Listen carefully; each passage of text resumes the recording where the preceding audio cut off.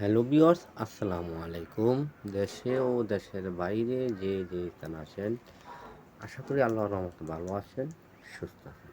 আমি আপনাদের দোয়া ভালো আছি। আমি এখন এসে গেলাম নরসিংদী বাবুরহাট মানিক বাটিক ঘরে। এখানে আপনারা বিভিন্ন রেঞ্জের বাটিকের শাড়ি, বাটিকের 3 পিস ও বিভিন্ন রেঞ্জের 2 পিস, 1 পিসও পাবেন।